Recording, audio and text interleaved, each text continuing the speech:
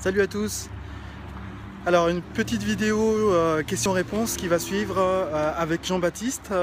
Jean-Baptiste est un entrepreneur blogueur vient s'installer en Laponie, en Suède.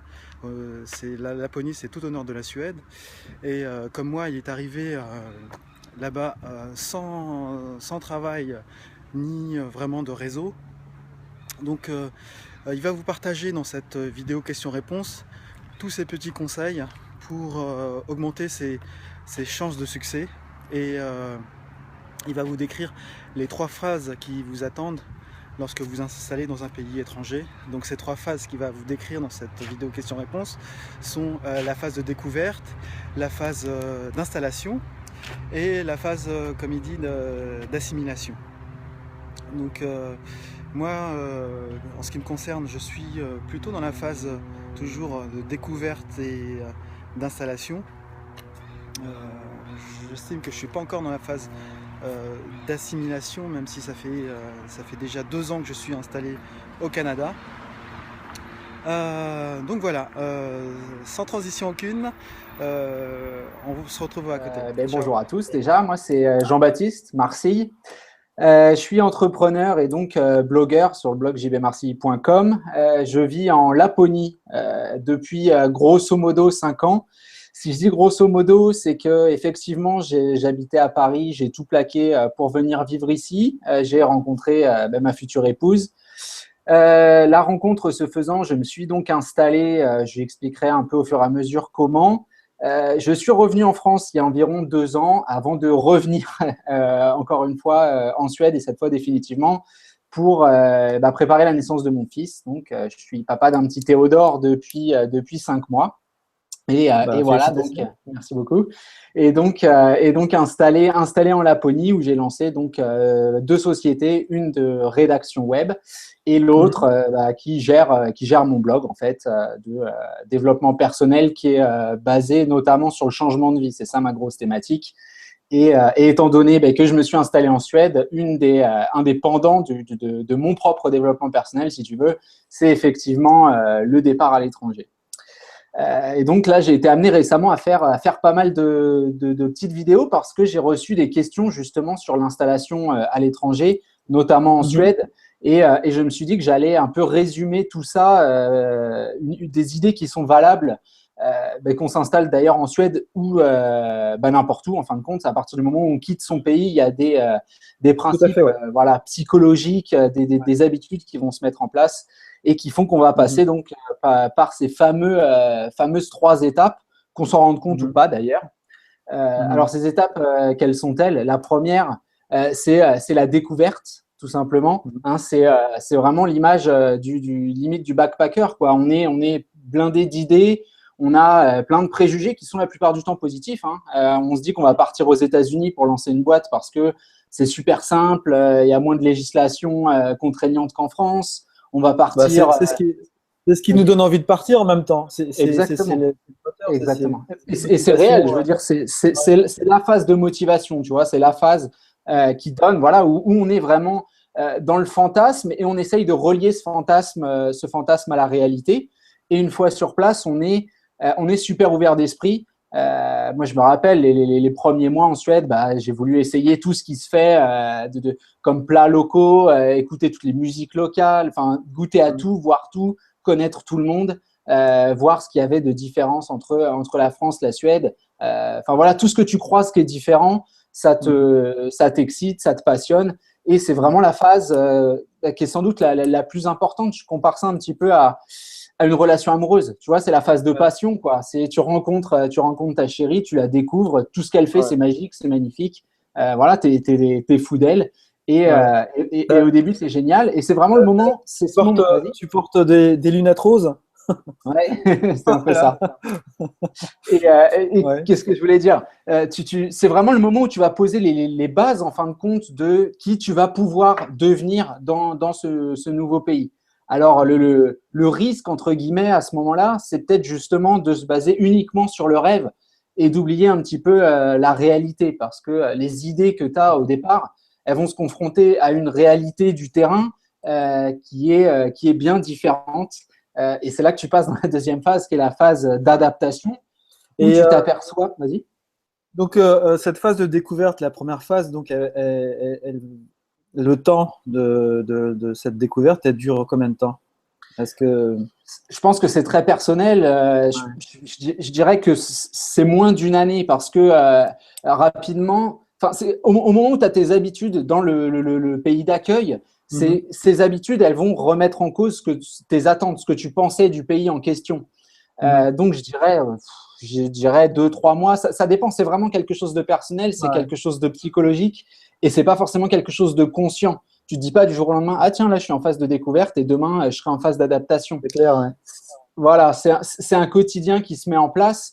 C'est vraiment très, très dur de te dire, alors c'est 2 semaines et 4 jours. Enfin, je peux pas te donner un timing, mais grosso modo, c'est à partir du moment où effectivement tes plans commencent à se réaliser, tu commences à avoir des contacts professionnels, tu commences à savoir vraiment où tu vas habiter, tu vois, tu n'es plus dans la phase de dépannage, tu es dans la phase où vraiment tu es en train de te dire, bon, bah, je vais peut-être rester, effectivement. Et c'est là que se fait le lien entre cette phase de découverte qui est presque un voyage parce que au début, c'est ça, tu viens ici dans ton pays d'accueil, moi en l'occurrence la Suède, et au début, bah voilà, c'est ça, moi tous les week-ends, j'allais aux zoos, j'allais dans tout ce qui se fait. Bon, la petite ville où je suis, il y a 12 000 habitants, donc niveau activité, c'est restreint, il n'y a pas énormément de choses, mais tout ce qu'il y a à faire, je l'ai fait, et tout rapidement, tu vois, dans les premières semaines, les premiers mois, pour goûter un petit peu à tout ça, et estimer si, oui et non, c'est quelque chose qui te convient. Et c'est là que justement tu commences doucement à passer dans cette deuxième phase qui là est l'adaptation. C'est là où tes plans, comme je te le disais, commencent à prendre une certaine réalité. C'est là que peut naître aussi un certain danger. Je parlais de fantasme juste avant. Moi, je sais que c'est là où j'ai rencontré mes premières difficultés. J'ai appris le suédois dans une école qui s'appelle SFI, qui est une école qui est faite pour les étrangers en fait, qui viennent apprendre le suédois dans le pays. Et je pensais que souvent, ce sont des réfugiés. Ouais, voilà, c'est ça tu vois, c'est quelque chose que je ne savais pas. Par exemple, j'ai manqué d'informations. On m'a dit que c'était une école pour les étrangers. Bah écoute, je me suis dit, bah nickel, je vais aller apprendre le suédois, impeccable. Le problème, c'est qu'effectivement, j'étais le seul Européen de l'école et qu'il y avait des aides financières, il y avait des aides à l'emploi, il y avait plein de choses qui étaient prévues et qui aidaient, voilà, que ce soit à la base, l'idée, c'est d'aider les réfugiés, mais ça s'est élargi à l'idée d'aider les non-européens. C'est la pratique qui a voulu ça, si tu veux. Et du coup, la ville où j'étais, il y avait une politique de contrat aidé qui concernait tous les gens de mon école, sauf moi. Donc, concrètement, ma période d'adaptation, c'est là où je me suis dit, je ne vais pas trouver de boulot parce que tous les entretiens que j'ai passés, j'ai rien obtenu parce qu'à chaque fois, c'était évidemment des petits boulots. Je ne maîtrisais pas encore le suédois assez pour faire quelque chose qui correspondait à mes études en France. Et j'ai rien obtenu parce qu'à chaque fois, on préférait des personnes qui étaient payées 80% moins cher. Enfin, en tout cas, l'employeur avait 80% de charges en moins à payer. Donc, évidemment, il préférait ces personnes à moi. D'ailleurs, c'est une anecdote moi, qui m'a fait vraiment comprendre que j'allais un petit peu galérer en Suède. Je t'en ai parlé tout à l'heure d'ailleurs, je suis allé à un entretien spontané, si tu veux, on était 4 frappés à la porte d'un restaurant pour faire la plonge, tu vois, sur les 4, 3 personnes ont été prises, les 3 autres, moi j'étais le seul Européen, j'ai pas été pris parce qu'il savait qu'il allait payer 80% de plus, et voilà, et je me suis dit, et l'anecdote c'est que sur ces 4 personnes, j'ai été le plus diplômé, si tu veux. Et je me suis dit, effectivement, il va y avoir un souci. J'imagine sur le coup, quelle grosse déception en rentrant à la maison. Ben ouais, carrément. Surtout que, tu vois, c'est une période où moi, quand je suis parti, j'avais un matelas. Je m'étais établi comme plan de bosser en intérim en France pour avoir des sous sur place et justement travailler rapidement après l'école et me dire, voilà, je vais bosser au McDo, je vais faire un truc, machin. Je ne savais pas qu'il y avait ces contrats. Et que non, tu vois, c'était pas possible. En fait, en gros, En gros, pour toi, l'accessibilité aux job survivors, comme on dit ici, aux emplois alimentaires était pas possible. Ouais, non, C'était non. compliqué parce que tu étais en compétition avec les réfugiés, avec les non-européens. Voilà, ce sont des gens, bah, tant mieux pour eux. Hein, y a pas Ouais. de. Et puis à la fois, c'est quelque chose qui m'a qui m'a poussé à devenir ce que je suis aujourd'hui. J'ai lancé mes boîtes parce que j'avais pas le choix. C'était ça ou rentrer en France. Et c'est Mhm. là où je passe je parle de phase d'adaptation. À la fois, tout ce que j'ai vécu m'a vachement aidé. Mhm. À la fois, tu as tes rêves qui se dégonflent un peu. Moi, je pensais que voilà, Ouais.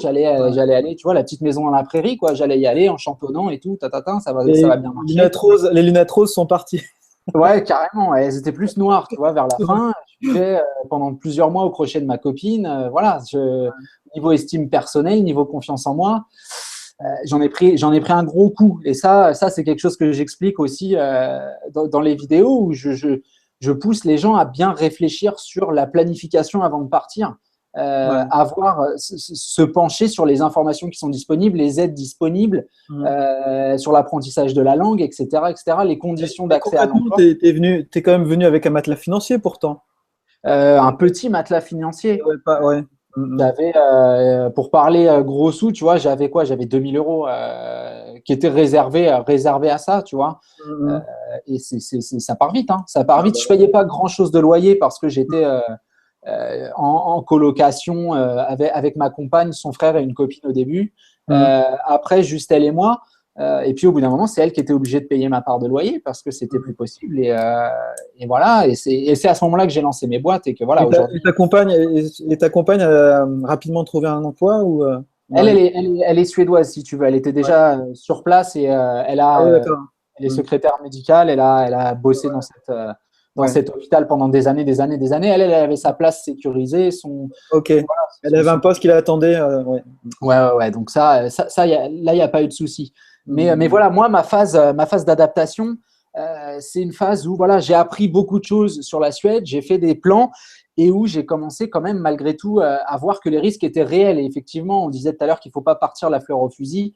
Mhm. Non, parce que voilà, j'en ai vu des gens repartir parce qu'ils n'ont pas réussi à atteindre quoi que ce soit, pas réussi à avoir de boulot, pas réussi à faire les connaissances qui ont fait que. Voilà, après, il faut avoir un minimum de chance aussi. Hein. Il y a le facteur chance, les rencontres qu'on fait. Bon, c'est plus des dispositions psychologiques qui font que tu rencontres les bonnes personnes au bon moment aussi. Ouais. Mais Malheureusement, enfin, juste pour rebondir par rapport à ma situation, ouais, malheureusement, je vois aussi beaucoup de gens comme ça qui arrivent au Colombie-Britannique, parce que la Colombie-Britannique, il faut savoir que c'est la région la plus, au niveau météo, la plus tempérée du Canada. d'accord. L'hiver, il fait entre moins 5 et 5 degrés. Donc, c'est vraiment des températures comme tu peux le voir en France, quoi. Ouais. Il y a beaucoup de gens qui viennent d'Europe ou du Québec venir s'installer ici. Mhm. Et ensuite, ils sont confrontés à la réalité qui est, enfin, Vancouver, c'est la ville la plus chère d'Amérique du Nord. Si tu as des problèmes avec la langue, c'est très difficile de trouver un emploi, même un Mhm. emploi de survie. Mhm. Donc, et beaucoup, enfin, j'ai vu plusieurs personnes, plusieurs familles repartir, mais en pleurant Mhm. dans leur pays d'origine ou au Québec, quoi. Donc, voilà, ouais.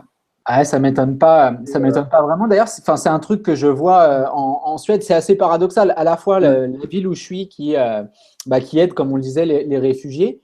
Donc, les pays qui ont été en guerre récemment, par exemple, il y a beaucoup d'Irakiens ici, tu vois. Ouais, Euh, ouais. Eux, ils ont cette aide. Alors, ça suffit pas. Hein. Derrière, il faut qu'ils bossent. Attention, hein, évidemment. Mm. Hein. Je veux dire, Mm. voilà. Mais ils ont malgré tout ce petit coup de pouce, on va dire. Et à la fois, des Européens, j'en croise pas beaucoup, tu vois. Mm. Parce que, bon, moi, j'ai eu la chance, je connaissais déjà bien ma future femme sur place, mais des gens qui partiraient, comme on le disait, fleur au fusil en se disant ça va aller, ça va aller. Mm. En tout cas, enfin, j'en ai pas croisé des masses qui ont Ouais. effectivement réussi à s'implanter sans avoir aucune planification au Ouais. préalable, quoi. Ça, c'est quelque chose Et de une petite question, Jean-Baptiste. Donc, la Suède, c'est un pays de l'Union européenne. Pour venir, oui. qu'est-ce qu'il faut comme papier pour venir de France? Qu'est-ce qu'il faut comme Bah, date? rien, ton passeport est même plus, c'est même plus nécessaire, on te le demande même plus maintenant justement parce qu'il n'y a plus de barrière. A priori, il n'y a rien à apporter. Après, si tu veux rester, il y a des procédures. Par exemple, moi, j'ai eu un permis de séjour de 2 ans, je crois. Il faut passer par un institut qui s'appelle Skatteverket, ça c'est les impôts, mais tu es D'accord, obligé de passer par eux. Et d'accord, Migrationsverket, qui est un autre institut d'accord. qui surveille tes activités dans le pays C'est pendant 2 ans. c'est assez simple, mais si tu veux t'installer, il faut quand même demander un permis de travail, en gros. C'est Ouais, ça. ouais, ouais, ouais, ouais. Et il faut savoir que justement, il y a un débat en Suède sur la protection des données, des données personnelles, parce que pendant 2 ans ou 3 ans, je sais plus, tu as euh, Skatteverket, justement, c'est les impôts, si tu veux, l'URSSAF suédois, en gros, qui va contrôler tout ce que tu fais. Quand on a un numéro, comme le numéro de sécu un peu en France, un numéro personnel, ils appellent ça. Ouais. Quand tu achètes une télé, tu donnes ton numéro personnel. Quand tu vas chez le médecin, tu donnes ton numéro personnel. Ils étudient tes dépenses, ils peuvent étudier tes revenus. Au Il y a des Canada, c'est choses qui… pareil. Au Comment? Canada, au Canada, c'est très similaire. D'accord, ok, bah, tu vois, je Ouais, l'apprends. ouais. Et du coup, ben, ça peut faire peur à des gens qui sont peut-être, dont les activités sont pas encore bien définies, qui savent pas comment gérer, etc., etc. Il y a cette espèce de pression de l'œil invisible un petit peu. Mm. Et pour s'installer après, dans la durée, je sais qu'il y a une des conditions aussi, c'est d'avoir soit quelqu'un qui est capable de se porter garant pour toi, Mhm. soit d'avoir les conditions financières requises. Alors, je ne les connais plus exactement parce que ça fait environ 5 ans que j'avais étudié ça, Mm. pour pouvoir rester sur place. D'accord. Donc voilà, c'est pas forcément naturel, en toute simplicité qu'on vient et qu'on s'installe en Suède. Mm. Après, si on connaît quelqu'un, c'est mieux. Si on a un vrai plan, une vraie activité sur l'endroit même, là, il y a pas de problème, quoi. Ouais. Mais ce sont des choses qu'il faut penser avant, quoi, auxquelles D'accord. il faut réfléchir. D'accord. Donc là, on est à la phase d'adaptation. Ouais, Voilà. qu'est-ce que tu as d'autre à dire sur la phase d'adaptation? Bah que c'est vraiment là le passage du rêve à la planification Mm. sur le long terme. C'est là où tu commences à faire une comparaison entre le pays hôte, enfin là où tu es, là où tu résides, et ton pays natal en fait. Mhm. Et c'est là où tu peux commencer à avoir les notions de doute, les notions peut-être de peur, de solitude, où effectivement tu dis est-ce que je vais vraiment réussir? Là, j'ai ma petite routine, etc. Est-ce que ça convient à l'idée que j'avais? Est-ce que j'ai un futur ici? Tu vois, il y a Mm. toutes ces questions. Bah, c'est ça, c'est comme une nouvelle arrivée sur le marché du travail. Tu te poses toutes ces questions. Tu vois, tu sais, le jeune diplômé qui arrive et qui se lance, Mm. tu Mm. repenses ta vie en fait en termes de travail, de logement, de relations, avec des choses en plus comme le langage. Est-ce que je vais être capable de devenir assez bon dans la langue locale pour m'adapter? Est-ce que voilà, il y a plein de questions qui se posent. Et c'est grosso modo, c'est dans cette période d'adaptation où tu as la fracture justement entre ceux qui s'adaptent et ceux Mm. qui vont se dire, bon, écoute, je repars. Et, et où on s'aperçoit que bah, il aurait peut-être fallu voilà, planifier encore, j'insiste sur la notion de planification avant de partir, parce que Ouais. moi, ça a failli me coûter, bah, grosso modo, ma vie ici, hein, Ouais, ouais, c'est clairement. clair. Des informations toutes bêtes que j'aurais dû prendre avant de partir, clairement. Ouais. Et ce choix de créer une entreprise, tu l'avais déjà depuis en France ou Non, pas c'était le du tout. fait de ne pas avoir trouvé d'emploi qui t'a vraiment, Alors, qui t'a vraiment il y a secoué et plusieurs choses qui m'ont mis le pied à l'étrier. En France, j'ai été fonctionnaire, si tu veux. Donc, quand tu es fonctionnaire, tu penses pas trop à partir, ouais, tu restes au chaud. Enfin, en tout cas, ouais. c'était le cas Ah chez ouais. moi. Ouais, c'est Euh, la sécurité, ouais. Mm. Après, non, c'est vraiment sur le fait, quoi, sur le tas où je me suis dit, il faut que je fasse quelque chose. Ouais, Et j'ai fait une vraie grosse introspection. ouais, bah Je me oui. suis Ouais. demandé, voilà, ce que je pouvais faire, ce que j'étais vraiment capable de faire et ce que je voulais vraiment faire. Parce que là, C'est non seulement tu changes de pays, mais en plus tu changes complètement d'orientation professionnelle, quoi. c'est ça, ouais, ouais, ouais. Tu étais fonctionnaire, tu arrives dans un nouveau pays et tu crées deux boîtes. Ouais, ouais, ouais, ouais. Ouais, Et ouais, impressionnant. j'ai changé complètement. Bah, j'ai changé de vie. D'ailleurs, j'ai écrit un bouquin qui s'appelle Aujourd'hui, je change ma vie. C'est ça, tu vois. C'est Ouais, que je suis passé d'une vie, j'ai envie de dire, bien rangée, qui me correspondait pas forcément parce que vraiment, ouais, moi, la vie de bureau, c'était pas. ouais. Mais je suis pas venu ici avec l'idée de créer la boîte, tu vois. Ça vraiment, Ouais, ça c'est s'est ça, ouais. imposé à moi. pour manger, tout simplement au début. Ouais. Mais le truc, c'est que avant de lancer une boîte, je suis resté sur un terrain où j'ai fait un peu mes preuves avant. J'ai commencé en fait à écrire. Ouais. J'ai fait des tests via différents blogs. Tu vois, pour être franc, tout a commencé avec un site internet de foot. Parce que comme j'avais rien à faire de mes journées, que j'obtenais pas de boulot, je regardais, c'était la période des transferts. Ouais. Je regardais sur un site et je suis tombé sur un article, Ouais. plusieurs articles d'un même auteur qui faisait des fautes partout. Et ça m'horripilait. Et du coup, j'ai contacté le webmaster pour me dire, je lui ai dit, écoutez, moi j'aimerais bien essayer d'écrire pour vous. Ouais. Je pense avoir les qualités requises, tu vois, sans forcément dire que c'était parce que je trouvais que la qualité du site était un petit peu remise en question à cause de cette personne. Et en fait, on m'a dit oui. J'ai commencé. J'ai eu rapidement les petites brèves les plus cliquées. Et Ouais. du coup, ça m'a plus ou moins ouvert des portes. Ça m'a donné une mini confiance en moi, tu vois. Contacter des plus gros blogs. Et puis voilà, aujourd'hui, j'écris pour des gros blogs, des gens relativement connus. Et ça m'a poussé après à moi lancer mon propre blog et à créer derrière une autre boîte. D'abord, j'ai créé mon auto-entreprise en rédaction web pour légalement faire cette activité qui marche bien et qui maintenant qui est pérenne depuis, ça va faire 3 ans que je fais ça et ça marche très bien.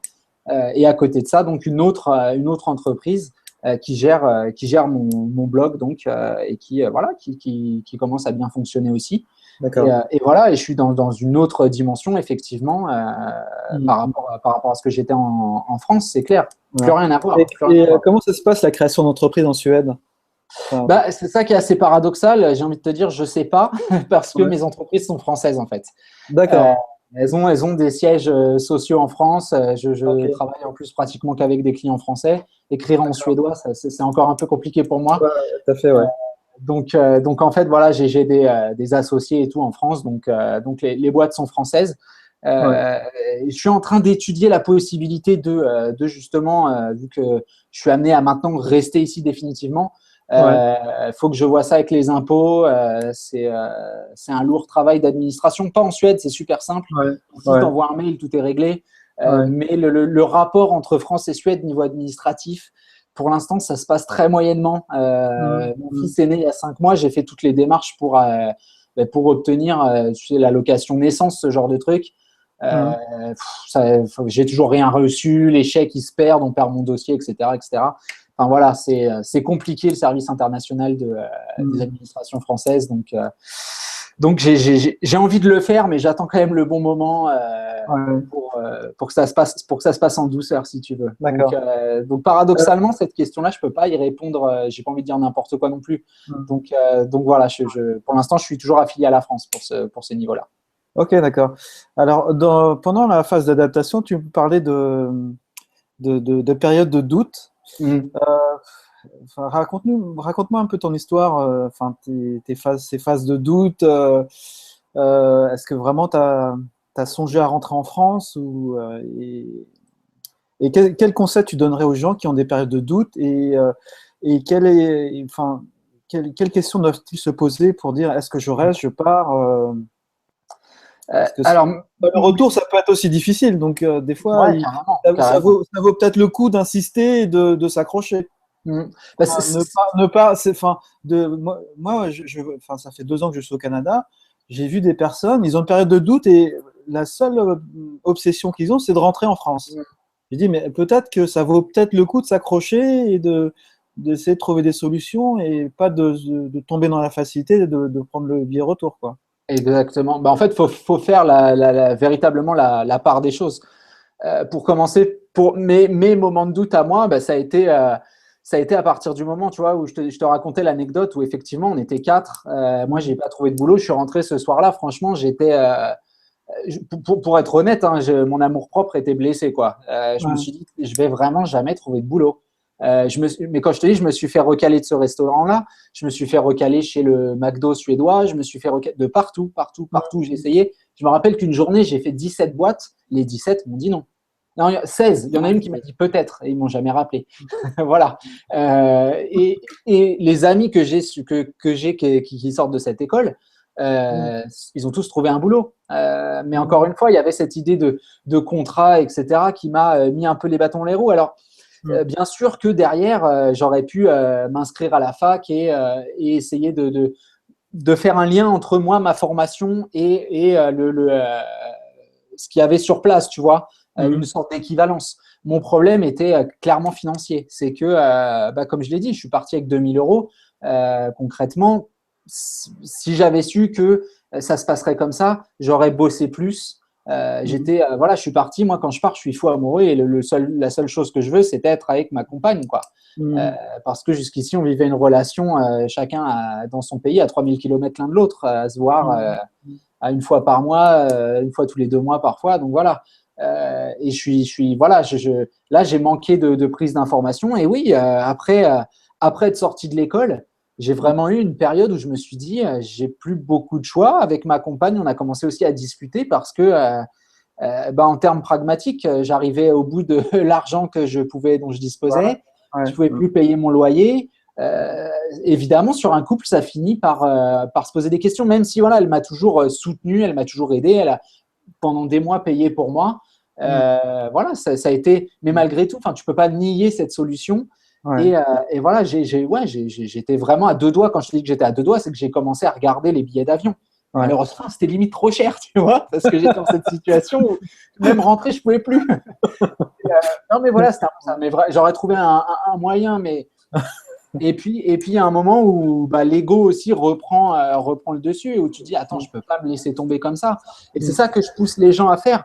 C'est une véritable introspection sur ce qu'ils veulent et sur ce qu'ils peuvent faire. C'est ce que j'explique sur mon blog, c'est qu'on est capable de beaucoup plus de choses qu'on ne le pense. À partir du moment où on est conscient que face à un obstacle, tu as 2 visions différentes. L'acceptation de la difficulté, le fait de te positionner en victime, de dire que tu vas pas y arriver, c'est pas possible, etc., ou le fait de dire cet obstacle que j'ai face à moi, c'est une formidable opportunité de montrer de quoi je suis capable et d'aller au charbon et d'essayer. Quand je lance ma boîte, je la lance avec 1 euro, je la lance avec un contact et je sais pas si ça va marcher. Mais j'ai mis tout ce que j'avais en termes de volonté et de motivation dedans. Et voilà, aujourd'hui, je sais que en termes de réputation dans le monde du blogging, pour ce qui est de la rédaction et tout, ça se passe bien. Voilà, j'ai des très bons contacts, des clients adorables. J'ai monté un business qui fonctionne bien, qui me nourrit, qui permet d'être en ce moment en train de regarder pour acheter une maison, tu vois, alors que je ne pouvais pas payer un loyer divisé en 4 quand je suis arrivé. Donc effectivement, c'est ça que effectivement, il y a eu ces moments où je me suis dit il faut que je rentre, clairement, parce que je n'y arriverai pas. Et quand on est dans cette situation-là, ce qu'il faut, c'est peut-être élargir ses horizons parce qu'on a cette tendance à se dire voilà, moi, mon domaine, c'est ça et je peux faire que ça. On se restreint, on se donne des limites. Exactement. Et à l'étranger, peut-être encore plus parce qu'on a limite peur d'aller vers l'inconnu, de se dire il y a peut-être une association. Ah ouais, mais je parle pas leur langue. Alors, tu vois, ils vont avoir un a priori négatif, etc. Alors que tu as autour de toi des ressources qui sont très, très, très nombreuses, mais qu'on n'ose pas solliciter. Encore une fois, ça peut être des associations, des Français à l'étranger, ça peut être le pays en lui-même qui a des aides financières, des aides à la création d'entreprises, tu vois, que sais-je, il faut chercher, ça dépend du pays dans lequel on est. Ce genre de ressources, tu les as utilisées, tu as été les chercher? Non, c'est des choses que malheureusement, je m'en suis rendu compte une fois que moi, j'avais lancé mon entreprise. Et c'est pour ça, tu vois, je dis que j'ai fait des erreurs, tu vois, mon parcours. Quelque part, j'ai eu cette fulgurance de me dire non, mais je peux pas abandonner et tiens, je vais essayer l'écriture parce que c'est quelque chose que j'ai cette passion depuis petit, j'adore écrire, donc ça m'a sauvé quelque part. Mon introspection, elle a été aussi vite orientée sur un domaine que je savais possible, tu vois, à la fac, j'ai toujours eu, j'étais vachement scolaire, quoi. J'ai toujours eu des bonnes notes, même si derrière il n'y avait pas forcément tout le savoir nécessaire parce que je présentais bien mes textes, etc. C'est toujours un truc qui est revenu dans mon cursus. Donc, je savais que j'avais cet avantage. Et aujourd'hui, j'en ai fait mon métier. D'accord. Okay. Donc, voilà, mais c'est ça que je pousse les gens à faire, à se dire tu vois, à penser en dehors de la boîte, hein, expression. Out of the box. Hein. Voilà, exactement. Je prononce pas parce que mon accent est pourri, donc je me suis dit que j'allais te laisser faire. C'est pas grave. Mais, mais voilà, tu vois, c'est ça, à se dire effectivement, il y a peut-être des choses dont je suis capable et je ne crois pas en moi pour l'instant. Et en fait, c'est quand je me retrouve dos au mur, en gros, dans la mouise, quoi, que j'ai plus. C'est vraiment l'une des seules solutions que j'ai, ça ou abandonner. Et c'est, en tout cas, moi, c'est l'expérience que j'ai et c'est ce que je partage aussi au quotidien, c'est de me dire que c'est le moment où on a l'impression qu'on est le plus bas, où on est capable presque des plus grandes choses.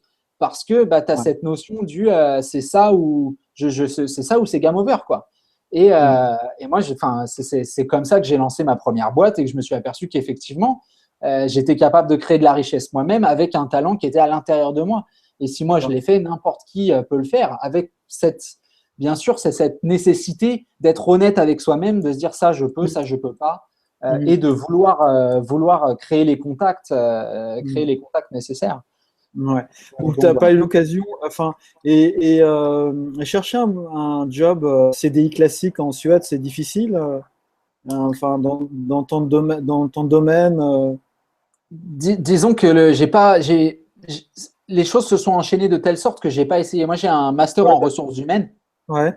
J'ai pas vraiment essayé de chercher dans les ressources humaines parce qu'au moment où je me retrouve dans cette logique de doute et de remise en question, j'ai pas encore le suédois nécessaire, si tu veux. Ouais. L'anglais, ça va, je parle depuis des années, mais évidemment, le suédois, c'est un plus. J'avais cette vision de moi-même. Je me suis dit, attends, je vais pas aller postuler chez Volvo. Je parle même pas la langue de leur boîte, quoi. Tu vois, Volvo, c'est le truc ici, c'est vraiment l'entreprise qui produit beaucoup d'emplois. Ouais, voilà, et les Français que j'avais rencontrés qui bossaient dans un domaine qu'on peut dire assimilable au mien, bossaient tous chez Volvo. Donc voilà, mais moi j'étais à un moment où clairement, en étant honnête avec moi-même, j'avais pas les capacités pour aller postuler à un poste dans les ressources humaines en pouvant dire 3 mots, 3 phrases de suédois. Voilà, mais est-ce que ce serait possible aujourd'hui? Ouais, je pense qu'en tout cas beaucoup plus qu'à l'époque. Maintenant je suis sur une autre. Maintenant j'ai fait de ma passion mon travail, donc c'est même pas une question que je me pose. Ouais. Mais j'étais pas dans une position où c'était possible. Ouais.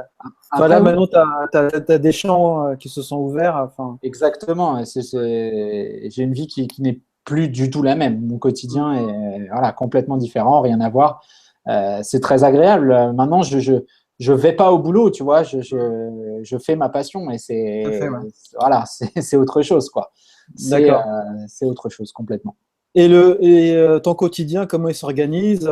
Tes relations avec les Suédois, maintenant tu parles couramment suédois? Ouais. Mes relations, mon quotidien, comment il s'organise? Je travaille de chez moi. Donc, c'est un avantage. J'ai mon fils qui est né il y a quelques mois, donc je peux malgré tout, je suis là. J'ai mon bureau. Là, pour l'instant, on est dans un appart. D'accord. Une phase de transition. On est en train de chercher une maison. Et voilà, j'ai mon bureau qui est installé, j'ai tout ce qu'il faut pour faire mon activité.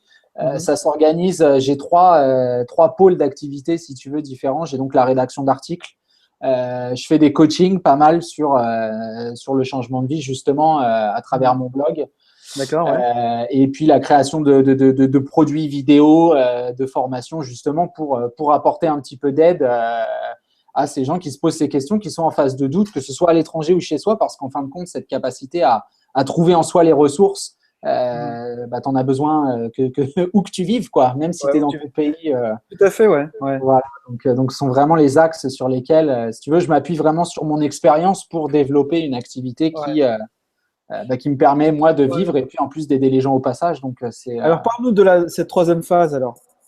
La phase d'assimilation. Alors là, c'est celle dans laquelle je suis, où effectivement, tu as réussi à prendre tes marques dans le pays. Ce n'est pas une phase par laquelle tout le monde passe. Justement, ceux qui ont abandonné en cours de chemin n'ont pas la chance d'en faire l'expérience. C'est vraiment la phase où, j'imagine que c'est ce que tu vis aussi aujourd'hui, où tu es dans un pays que tu considères pratiquement comme étant ton pays, tu vois, où tu as assimilé la culture, où tu es capable de parler la langue, où tu as des liens familiaux, où tu as un boulot sur place, voilà, ou des trucs tout bêtes. Tu vois, l'assimilation, elle se traduit aussi par cette espèce de sentiment c'est ça, d'appartenance. Tu vois, des trucs tout bêtes. Tu commences à suivre les matchs de ton équipe. Tu as 2 équipes nationales, tu vois. Ouais. Moi, je sais qu'il y a eu l'Euro il n'y a pas longtemps, il y a eu un France-Suède. J'étais partagé. C'est ce genre de choses où tu commences presque à te surprendre toi-même, à te voir peut-être pas plus, mais bien autant, moi pour le coup, suédois que français. Il faut savoir que ça fait 5 ans que je vis ici, donc je vais là demander la nationalité. Mon fils a la double nationalité aussi. Ouais. Voilà, c'est ça, c'est ce sentiment d'appartenance. Tu as tes habitudes, tu as ta routine.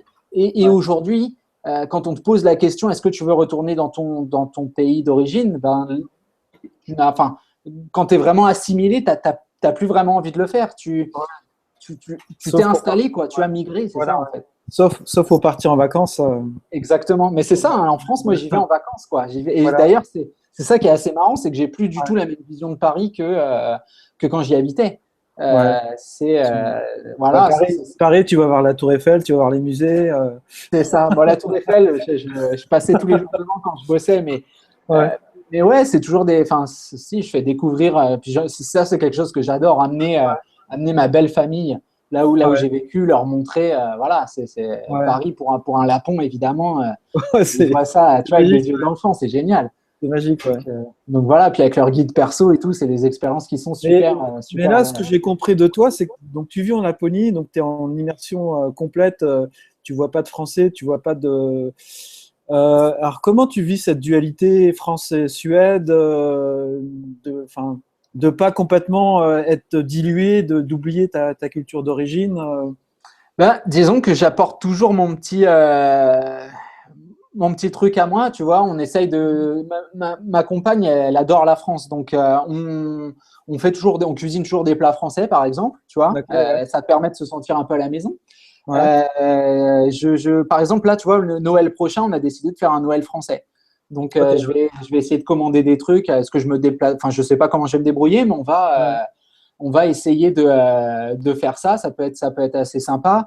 Je parle français avec ma compagne parce qu'elle est venue en France donc en 2013 et qu'elle est bilingue. Non, elle parle pas forcément complètement, mais elle comprend absolument tout ce que je dis. Donc, si je vais lui dire bilingue parce qu'elle parle quand même sacrément bien, beaucoup mieux qu'elle ne pense d'ailleurs.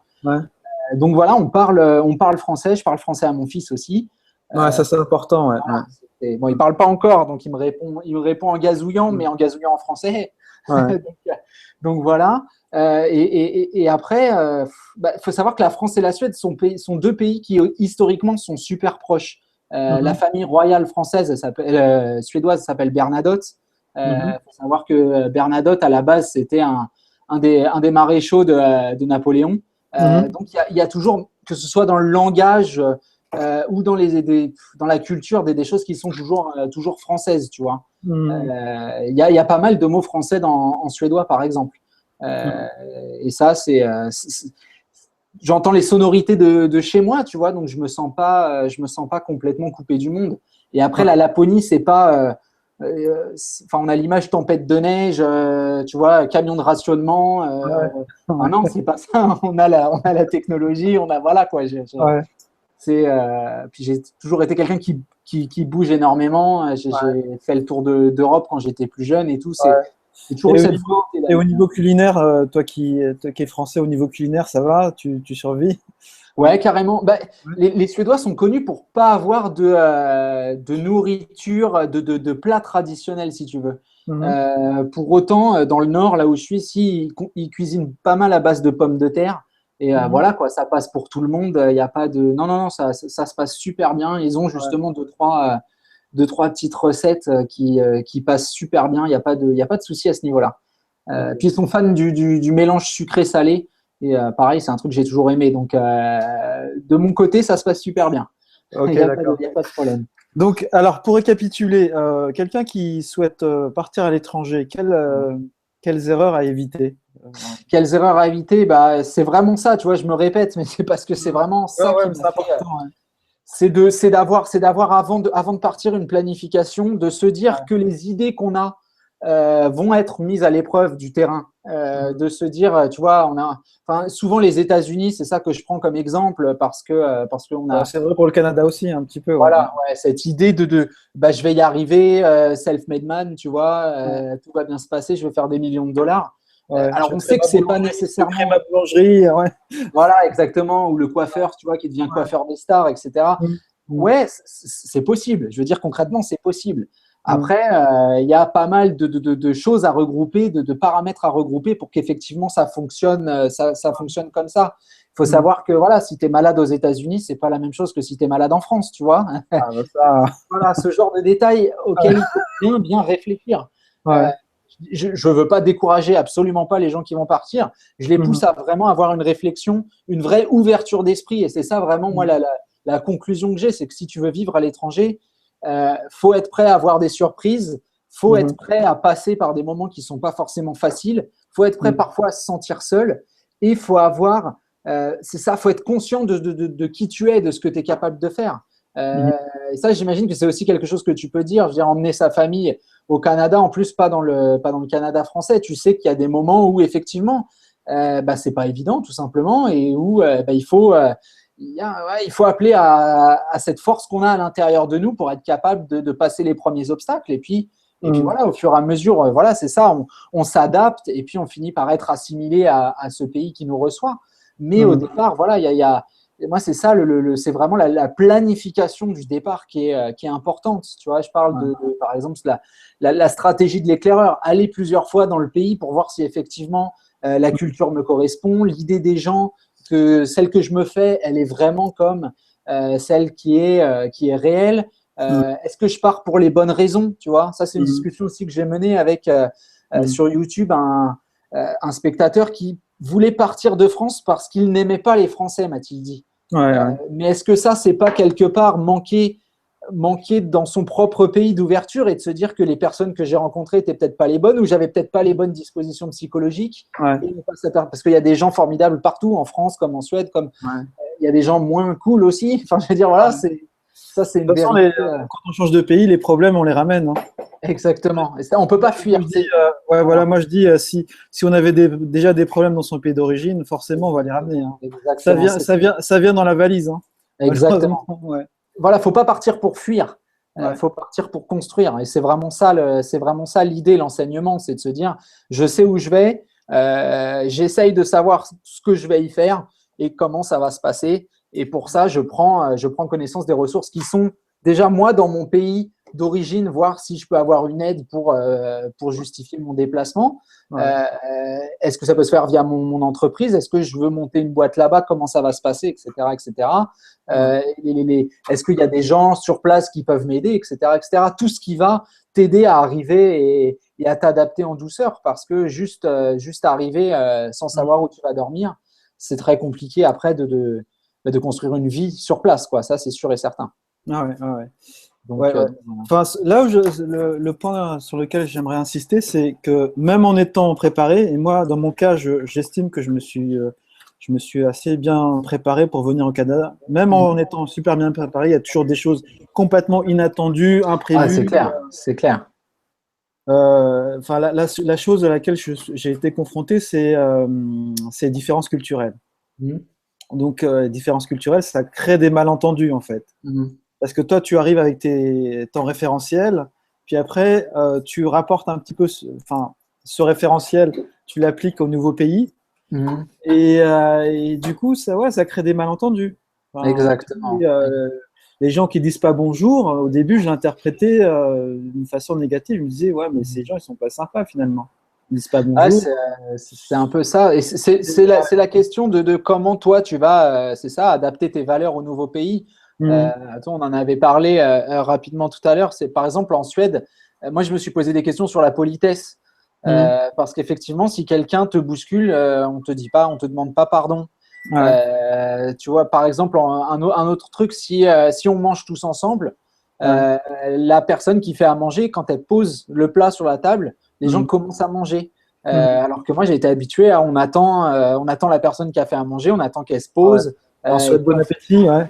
Voilà, truc. Mais alors, encore une fois, est-ce que c'est qu'ils sont moins polis ou est-ce que c'est qu'ils font pas de chichi? Tu vois, tout est question de point de vue. Est-ce que, parce que dans le fond, voilà, la personne, elle sait qu'elle est appréciée de la même manière dans une famille suédoise que dans une famille française.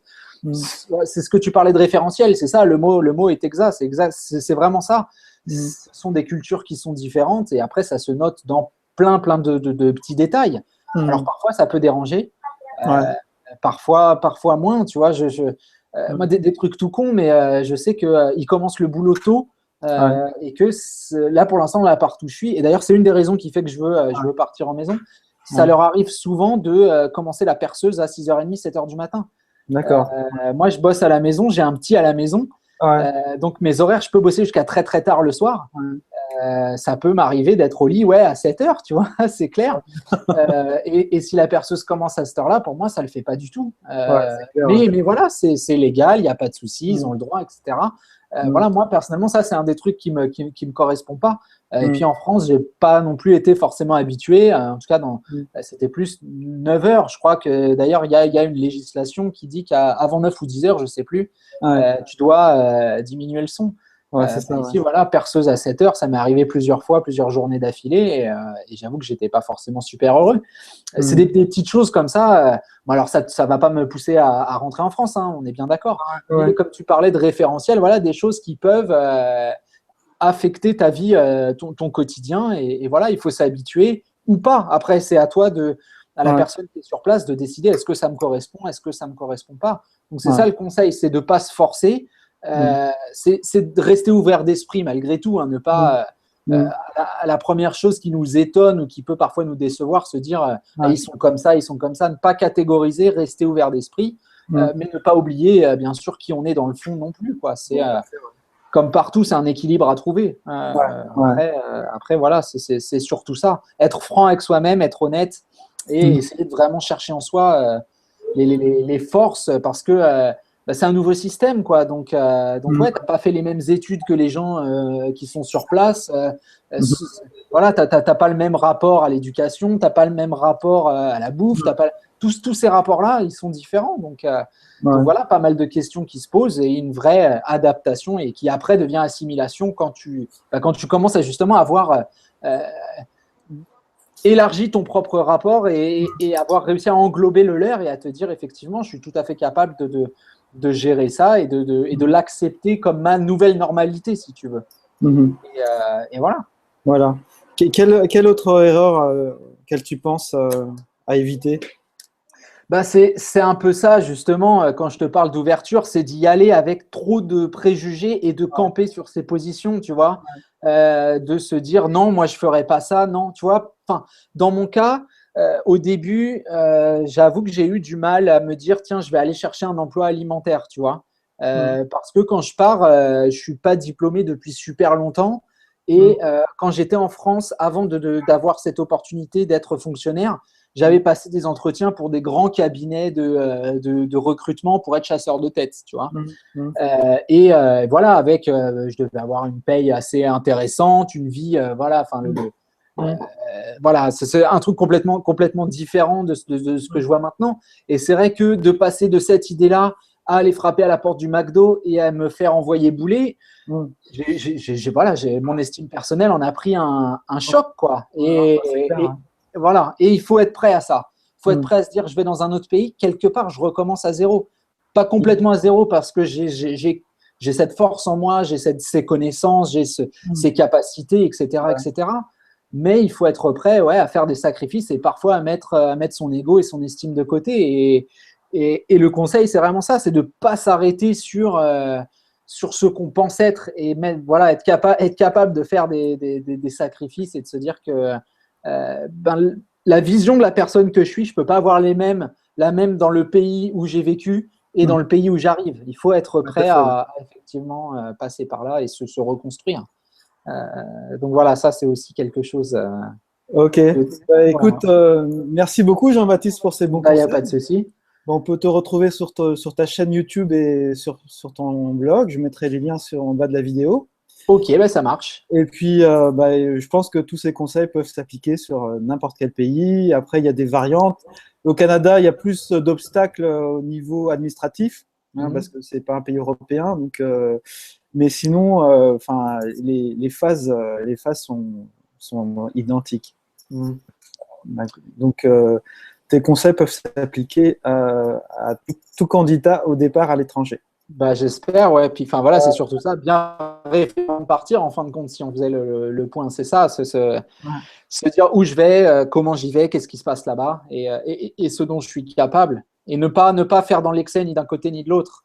C'est Ok, ça qui est vraiment vital. très bien. Salut Jean-Baptiste, merci. À bientôt, merci, au revoir. Ciao, ciao. Au revoir.